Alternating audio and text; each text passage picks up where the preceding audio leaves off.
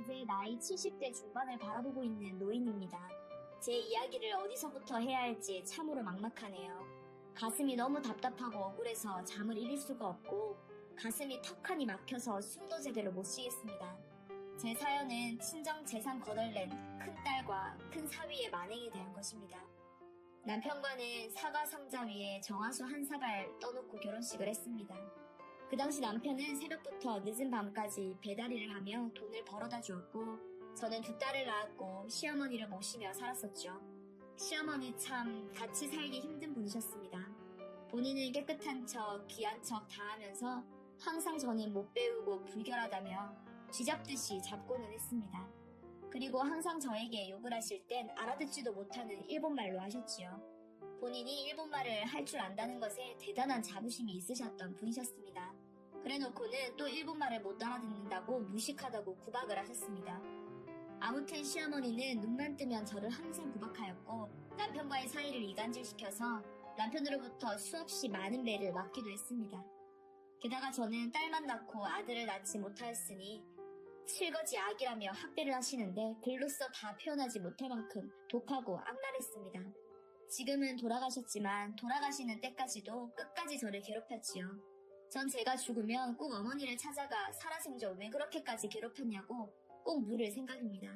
그런 죽을 것만 같았던 시집살이 중에서도 제게 있어서 유일한 희망은 두 딸이었고 그 중에서도 큰딸에 대한 애정은 남다를 수밖에 없었습니다. 시어머니의 시집살이만 매웠던 게 아니었습니다. 생활고는 또 얼마나 심했던지요. 그 당시 저희 집은 정말 너무나 가난했어요. 먹을 것이 없어서 두 딸에게 풀죽을 쑤어 먹였을 정도였죠. 어려서 잘 못 먹어 그런지 딸들이 다들 빼빼하고 빈태가 나지 않습니다. 그래도 제게는 현실의 막막함 속에서 유일한 희망이었던 딸들이었기에 너무나 예쁘고 사랑스러웠지요. 자식이라고는 딸 둘뿐이었지만 그래도 큰딸이 더 정이 가고 사랑스러웠습니다.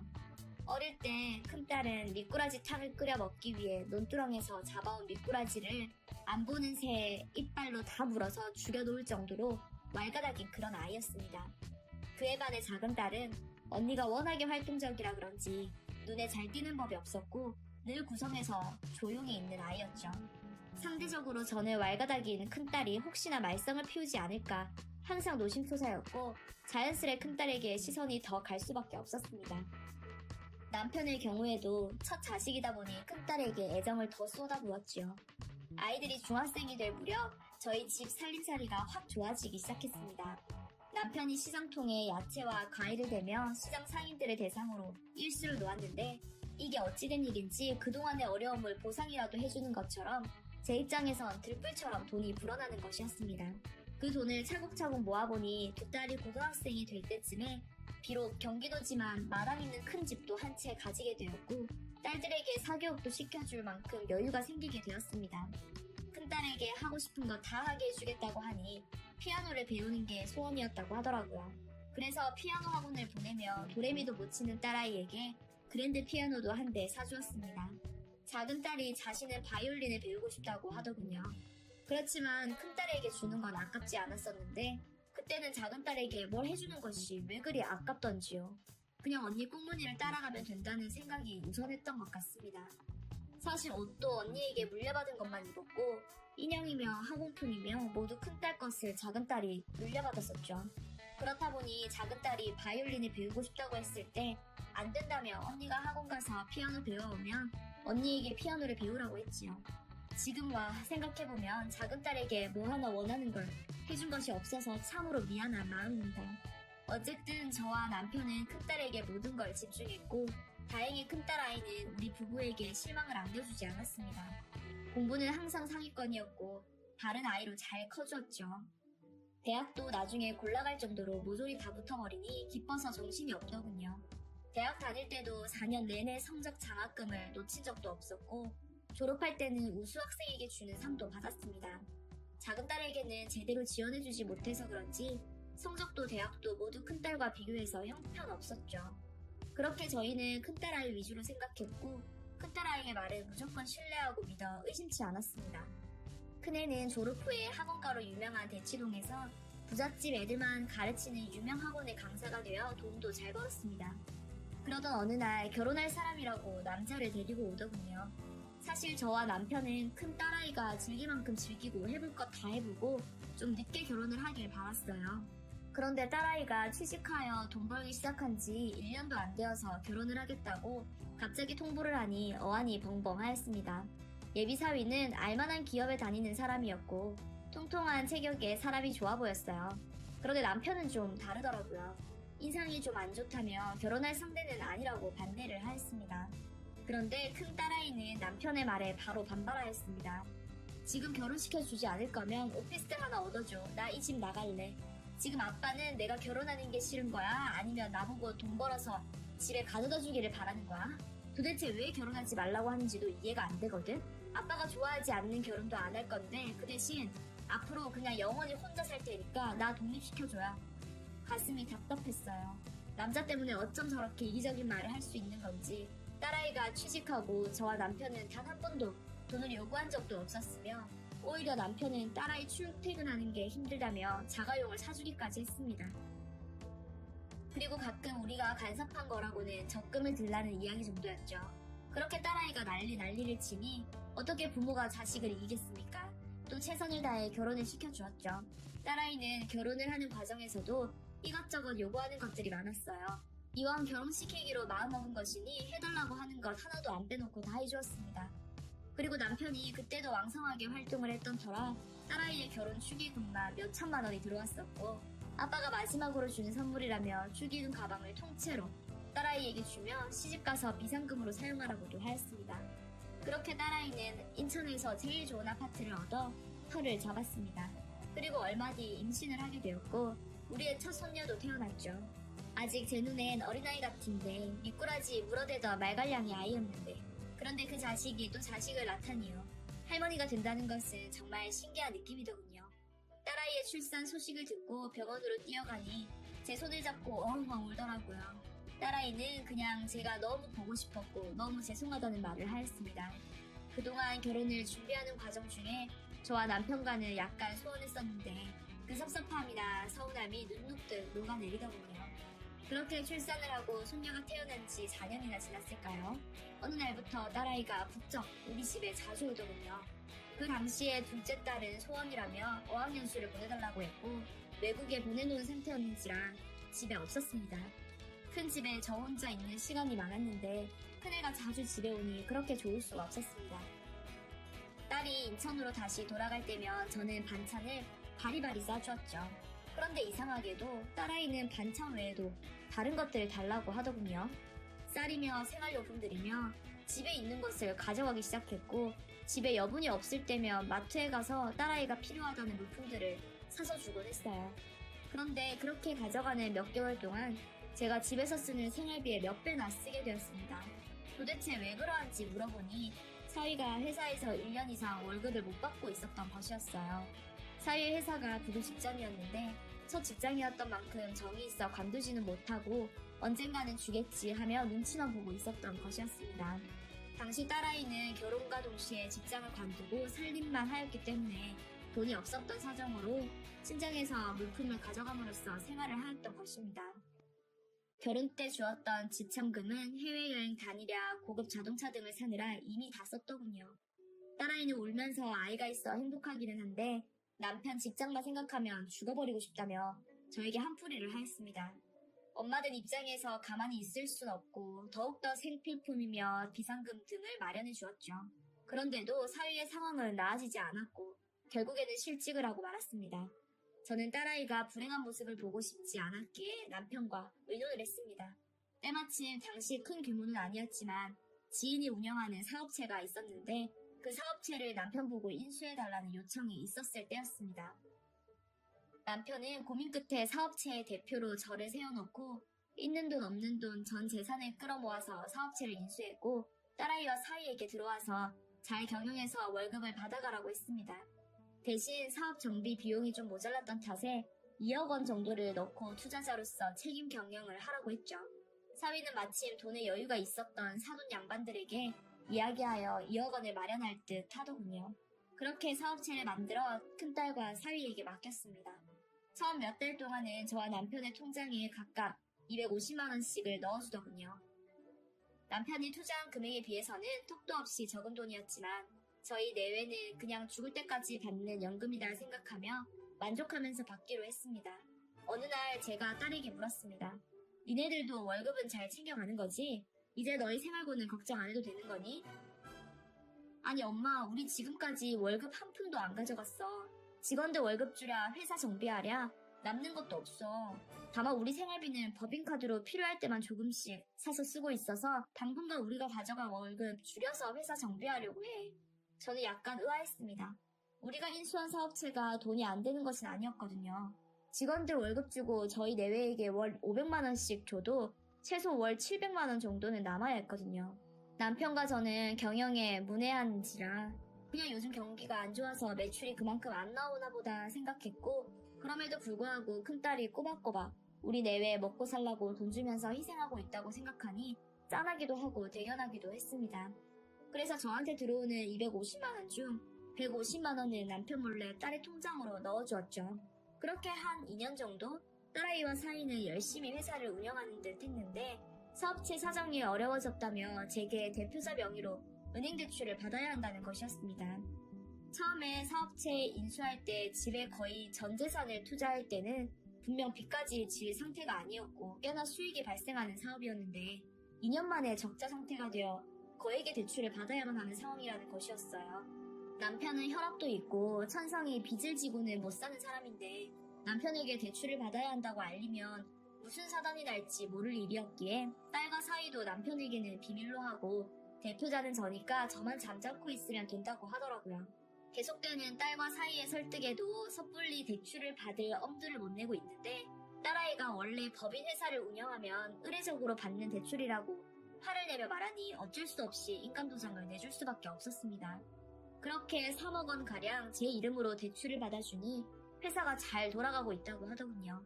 저는 다행이다 싶었고 딸과 사이를 더욱 믿었습니다. 딸아이는 사업체가 잘 되어 수익을 더 가지고 가는지 더 큰 평수의 아파트를 사서 이사도 갔고 차도 더 좋은 곳으로 바꾸고 손녀 교육에 투자도 많이 하는 듯 했습니다. 손녀가 다니는 초등학교가 유명한 사립초등학교였는데 대학 등록금만큼 비싸다고 하더군요. 거기다 교내 오케스트라인지 뭔지 시키더니만 바이올린을 취미로 배우고 있다고 했습니다. 작은 딸도 바이올린을 배우고 싶어 했는데 손녀가 배운다니 작은 딸 소원을 못 들어줘서 또다시 미안하더라고요. 아무튼 회사가 잘 운영이 되고 있다고 생각하니 아무런 근심도 걱정도 없었습니다. 5개월쯤 지났을 때 제가 딸에게 아버지와 나한테 주는 월급을 250만 원에서 300만 원으로 조금 올려주면 어떻겠니? 이거 사업체 인수할 때 돈 다 쓰고 월급 나올 때마다 남는 돈 모으고 있는데 둘째 결혼도 시켜야 하고 우리 노후자금도 하나도 없어서 지금부터라도 부지런히 모으려면 월 600만 원씩은 있어야겠어. 그러니 이번 달부터 조금만 올려줘라 라고 했더니 딸아이는 퉁명스럽게 이야기를 하더군요. 동생 결혼하는 건 지가 벌어서 가야지 그걸 왜 엄마가 해줘? 요즘 누가 결혼하면서 부모가 다 해줘. 요즘은 남자가 많고 여자가 적어서 집이며 살림살이며 남자가 다 하는 게 유행이야. 그러니까 둘째 결혼할 때 뭐 해줄 생각하지 말고 그 돈 엄마 아빠 노후자금 모으는데 저축해. 그리고 지난번 대출 받은 거 거의 다 썼어. 요즘 회사가 얼마나 어려운데 그것도 모르잖아. 그렇잖아도 말하려고 했는데 다음 달부터 엄마랑 아빠랑 각각 200만 원씩만 들어갈 거예요. 아빠한텐 우리가 말하지 못하니까 엄마가 말 잘해요. 나 신경 쓰게 하지 말고, 알았지? 아니 그 돈을 벌써 다 썼다고? 6개월 만에 3억을? 아무리 일이 없다 하더라도 아예 없는 건 아닐 텐데 6개월 만에 그 돈을 다 썼다고? 거의 썼다고, 이제 다 썼다고는 안 했는데? 지금은 4천만 원 정도 남아있는데 다음 달에 직원들 월급 줘야지. 그리고 엄마가 몰라서 그러는데 구멍가게 같은 회사라도 운영하는 게 쉬운 줄 알아? 엄마 아빠는 따박따박 월급만 가져가잖아. 골치 아픈 일들은 우리가 다 한다고. 그런 걸 왜 몰라? 아무리 생각해도 이상했어요. 최근에 딸이랑 사위가 시부모님들 모시고 해외여행도 다녀오고 분명 집도 샀고 새 차도 샀는데 그렇게 사업이 안 되는 중에 어떻게 살림을 늘릴 수가 있는지 언뜻 이해가 가지 않았습니다. 저는 하는 수 없이 딸과 사위에게 매출이랑 수입장을 좀 보여달라고 했어요. 제가 장부 이야기를 하니 이번에는 사위가 저에게 퉁명스럽게 이야기를 하더군요. 장모님은 보셔도 모르잖아요. 살림만 하시던 분이 장부를 어떻게 보세요? 얼마나 복잡한데요. 보셔봤자 머리만 아파요. 적자 투성이라고요. 한 사람이 장모님께 말씀하지 안 들었죠? 저희 회사에 돈 떨어질 때마다 계속 대출받아서 돈 냈어요. 그 돈만 내도 꽤 돼요. 그런 거 다 보시면 저희에게 미안해서 어쩌시오 그래요. 이번엔 또 돈 들어가야 하는데 제가 돈을 더 넣고 싶어도 이제 제가 여유가 없어서요. 이번엔 어쩔 수 없이 장모님께서 모자라는 돈을 좀 융통해 주셔야 할 것 같습니다. 회사를 망하게 할 순 없지 않습니까? 딸애가 옆에서 거들더군요. 맞아, 엄마 사실 엄마 모르게 우리가 회사에 돈 모자랄 때마다 이 사람이 대출받아서 항상 메꿔 왔단 말이야. 그래서 지금 이 사람 신용불량자 됐어. 정말 너무 속상해. 그래서 말인데 이번에는 엄마 보험 대출이랑 카드 대출 동시에 진행하자. 그러면 목돈 좀 되니까 그걸로 이번에 회사 잘 살려볼게. 딸과 사이가 저렇게 말하니 너무 큰 짐을 준 게 아닌가 싶어 미안하더라고요. 저는 대출 같은 건 잘 모르니 딸애가 도장 찍고 사인하라는 데다 하였습니다. 그렇게 또 6개월 정도가 흘렀고 큰 딸애가 작은 딸에게 대출 좀 받아서 회사에 투자하라고 했답니다. 그간의 사정을 모르고 독립해서 직장 생활을 하고 있던 작은 딸애는 지 언니와 형부의 말을 듣고 다니던 직장마저 그만두고 대출해서 만든 목돈을 들고 사업체에 투입되었습니다. 어느 날 작은 딸은 저에게 언니가 자기 월급을 몇 개월째 안 준다고 회사가 좀 이상한 것 같다고 이야기하더군요. 그래서 큰딸에게 왜 작은애 월급을 안 주는 것이며 작은애 말로는 적자 볼 매출은 아니라고 하더라고 이야기를 했습니다. 그랬더니 큰딸이 지금 우리 의심하는 거야? 못 믿겠다는 거냐고. 그럼 엄마가 결제랑 다 해. 회계도 하고 나랑 남편이 회사에서 나갈 테니까 둘이 편먹고 알아서 다 하라고. 그러더니 첫째 내외는 태국으로 떠난다는 거였습니다. 둘째가 그제서야 관리해주는 세무사를 통해 장부를 찾아 분석해보니 말문을 잇지 못하더군요. 처음에 큰딸 내외가 투자했던 1억 원은 사업체에서 원금과 이자가 꼬박꼬박 큰딸네 시어머니에게 들어가고 있었고 사업체 운영 중에 이미 다 갚은 상황이었더라고요. 그것만이었으면 말을 않겠는데 큰딸 월급은 매달 600만 원씩 책정되어 나가고 있었고 법인카드로 5년간 매월 평균 700만 원씩 생활비로 사용하고 있었으며 새 차는 법인차로 사서 할부로 다 갚고 이미 소유권 이전해놓은 상태였으며 제 명의로 대출받은 돈은 모든 큰딸 통장으로 이체되어 있었습니다. 그 돈으로 강북의 대형 평수의 아파트를 산 것이었어요. 저는 눈앞이 아득해졌고 이에 대해 따져 물으니 사위가 그러더군요.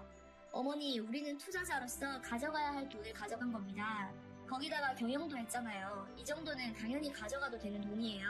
아니 이보게 자네, 장인과 내가 투자한 돈만으로도 전체 15억 원 가까이 되는데 우리한테는 둘이 합쳐 매달 400만 원씩 줬으면서 어째 자네는 1원 한 푼 투자 안 하고 그렇게 돈을 가져간단 말인가? 내가 아무리 무식해도 그렇게 계산되진 않는데 그건 어머니 계산이 틀린 거예요. 경영권이라는 게 있어요. 원래 투자자보다 경영권을 가져간 사람이 더 가져가는 거예요. 어머니는 그런 거 잘 모르잖아요. 세상 돌아가는 거 한번 보세요. 원래 그래요. 그걸 끝으로 큰딸 내외는 태국으로 떠난다며 아무런 인사도 없이 갔고 전화도 끊어버렸습니다. 남편도 어느 정도 눈치를 챘지 싶은데 그냥 큰딸애가 계획이 있어서 태국에 간 것이라고 애써 생각하는 듯 했습니다. 하지만 큰딸과 사위가 사업체 돈을 다 빼돌린 것은 아무도 말을 안 했으니 모르는 눈치고요. 다만 하루는 그러더라고요. 떡 만지는 손 떡국을 묻는 것은 당연한 거지. 그것 좀 먹었다고 야박하게 해서는 안 되는 거야.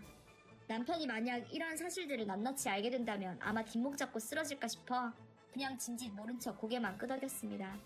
아무튼 큰딸애는 태국으로 이주하기 직전까지 직원들 다 잘라내고 자기들 이익은 다 챙겼고 사업체는 엉망진창 상태로 만들어 놓고 똥이 아니라 질펀한 설사를 싸놓고는 엄밀히 말하면 태국으로 도망을 가버린 것이었어요. 그리고 그 책임을 착한 둘째 딸에게 모두 다 전가시켰습니다. 작은 애도 아버지가 알면 난리 난다고 어떻게든 해결해보려고 발버둥을 치고 있는데 회사가 영 나아질 기미가 안 보였습니다. 그렇게 몇 년이 지나는 동안 치매와 파킨슨병으로 그동안 요양원에 계셨던 저를 괴롭혔던 시어머니가 돌아가셨습니다. 그때도 큰딸은 찾아오지 않았어요. 명절 때며 남편과 제 생일이며 신년이며 도대체가 연락이 없어 걱정이 되더군요. 그래서 오래전에 적어둔 큰딸의 시어머니 핸드폰으로 전화를 했습니다. 바로 받으시더군요. 사부인 안녕하세요. 아이고 오랜만에 전화를 드리네요. 평안하시죠? 그런데 애들이 왜 이렇게 연락이 안 될까요? 오래도록 전화 한 통 없네요. 태국에서 잘 살고 있는지 너무 궁금해서요. 혹시 사부인께는 안부 전화가 자주 오나요? 사부인 무슨 말씀을 하시는 거예요? 제 아들네가 어디를 갔나요? 얘네들이 지난 주말에도 다녀갔는데 무슨 말씀이신지 도통 모르겠네요. 저는 잘못하신 거 아니에요? 큰딸 내외의 태국 이주는 새빨간 거짓말이었습니다. 나의 오식을 바라보는 애들이 어쩜 저런 거짓말을 할 수 있는 건지 내가 딸을 잘못 키운 건가 하는 자괴감까지 들더군요. 정확히 30분 후에 발신자 표시 제안으로 전화가 왔습니다. 받으니 익숙한 목소리였어요. 큰딸이었죠. 제가 전화를 받으니 다짜고짜 소리를 질러대더군요. 우리 어머님한테 전화했었어? 당신이 뭔데 거기다 전화를 해? 아니 나는 네가 연락이 너무 없길래 걱정이 되어서 전화했었어. 태국을 간 게 아니더구나. 어쩜 그런 거짓말을 할 수가 있니? 그리고 엄마한테 당신이 뭐니? 정말 지겹다. 이미 알고 있는 거 아니야? 우리가 지금 도둑질했다고 생각하잖아. 도둑년 도둑놈이라고 생각하고 우리 태국 안 들어간 것도 대충 알고 있었던 거 아니야? 그럼 모른 척 하는 거야? 이미 뒷조사 다 해놓고 아무튼 우리 시어머님한테 앞으로 절대 전화하지 마. 나도 살려고 나왔어. 그 회사 힘들어서 살려고 나왔다고. 당신이 좋아하는 그 둘째 딸하고 잘해봐. 그리고 나는 없는 딸이라고 생각하고. 제가 태국에 들어가지 않은 건 정말 몰랐다고 이야기를 하는 도중에 딸은 전화를 끊어버리더군요. 며칠 뒤 사부인에게 전화가 왔지만 받지를 않았습니다. 아마 그분도 지금 이게 무슨 일인가 싶겠지요. 사위놈에게는 지금까지도 연락이 없습니다. 제가 무엇을 그리 잘못한 걸까요? 둘째 딸이 이야기를 하더군요. 우선은 엄마, 나 이 난관을 해결하는 게 최우선이야. 언니네가 싸지른 똥이라고 원망하기보다는 어떻게 해야 빚들을 번지할 수 있을지 그걸 생각해야지 원망해서 뭐해. 그럼 돈이 생겨, 쌀이 생겨. 저는 솔직한 심정으로는 딸 내외를 고소하고 싶었습니다. 하지만 둘째 딸이 말리더군요. 어차피 고소를 하든 사돈댁에 찾아가서 한바탕 난리를 치든 다 엄마만 다치는 거야. 엄마 그렇게 독해질 수 있어? 딸과 사위를 상대로 그렇게 법의 잣대를 들이댈 수 있냐고. 엄마가 마음을 먹는다면 내가 알아보긴 할게. 하지만 나는 엄마가 우선이야. 이번 일로 한번 마음의 상처를 받았는데 또다시 엄마 마음에 상처를 입히고 싶지 않아. 현재 작은 딸은 동분서주하며 그 금수만도 못한 큰딸 내외가 저질러 놓은 만행들을 해결하느라 뛰어다닙니다. 용케 재주가 있는 건지 아니면 저를 안심시키려고 하는 건지 점점 좋아진다는 희망적인 말도 해줍니다. 언젠가는 만나게 되겠지요. 딸이니까 말이지요. 과연 어떤 얼굴로 그들을 맞이해야 할지 그리고 그런 날이 언제 올지 궁금합니다. 니들 그렇게 사는 거 아니야. 어쩜 그렇게 이기적이고 니들 입속만 챙기고 그렇게 도망을 갈 수가 있니? 그리고 나이가 몇인데 태국을 간다는 그런 새빨간 거짓말을 할 수가 있어. 양심도 없구나. 이 천하의 금수만도 못한 것들아. 답답한 마음에 글이라도 한번 써서 올려보면 풀어질까 싶어 이렇게 넋두리해봅니다. 말년에 와서 부모도 못 알아보는 큰딸과 금수보다 못한 사위놈 때문에 비참해지는 건 아닌가 서글픕니다. 그래서 이렇게 글을 올려서 꼭 그것들이 이 글을 읽었으면 하는 바람입니다. 지금까지 들어주셔서 감사합니다.